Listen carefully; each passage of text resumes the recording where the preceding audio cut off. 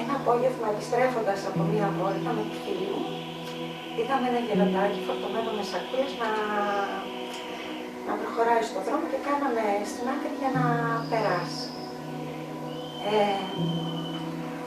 Ο παππούλης σταμάτησε και μας είπε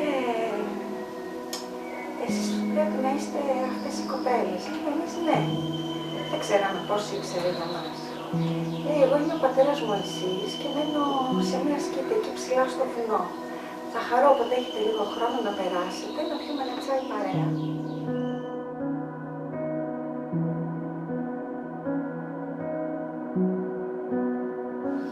Η συνάντηση με τον πατέρα Μωυσή εκείνη την ημέρα ήταν από τα πιο σημαντικά πράγματα που έχω ζήσει στη ζωή μου.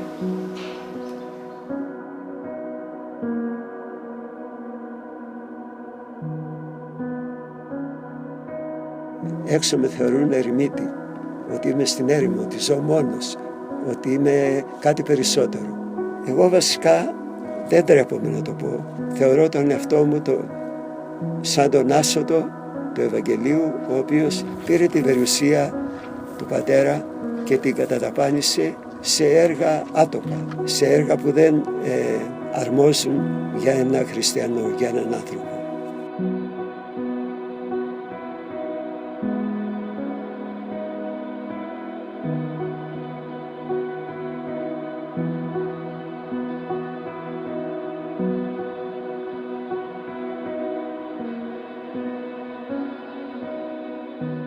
Η ζωή του ανθρώπου πρέπει να αρχίσει με αλήθεια.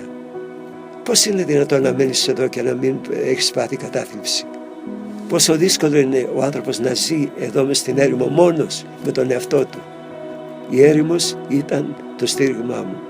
Γύρισα θεραπευμένος.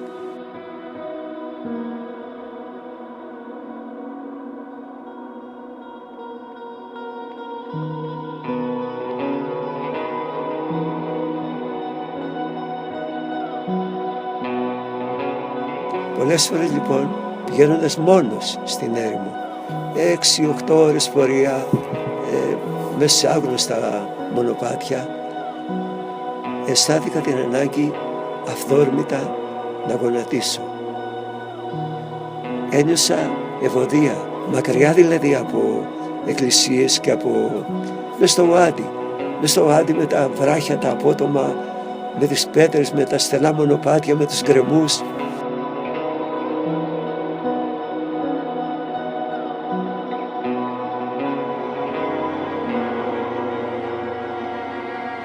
Τα βουνά απέναντί μας που βλέπουμε το χορύβ είναι γυμνά. Έτσι νιώθουμε και εμείς εδώ να ξεγυμνωνόμαστε. Αυτό είναι το δώρο της ερήμου. Τα βουνά είναι καθρέπτης. Είναι καθρέπτης και μέσα βλέπουμε τον εαυτό μας γυμνό. Το ίδιο και η έρημος.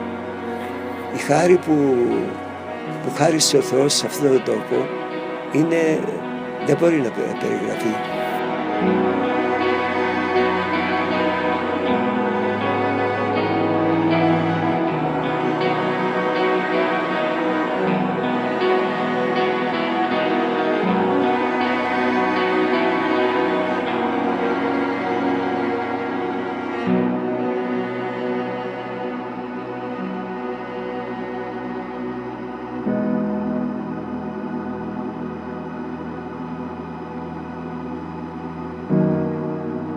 Κάθε άνθρωπος, οτιδήποτε και να συμβαίνει, να μην σκύβουμε το κεφάλι, να μην απελπιζόμαστε. Ο άνθρωπος που στρέφεται στο Θεό και ζητάει τη βοήθειά Του, προστατεύεται.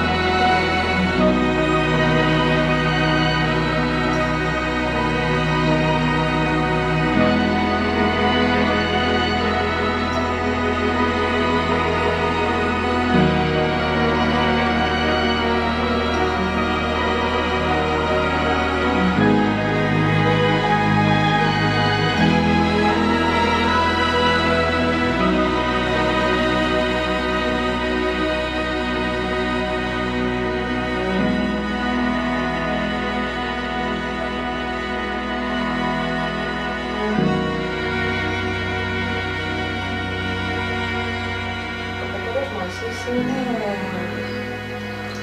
ένας πολύ πολύ αγαπημένος άνθρωπος στη ζωή μου.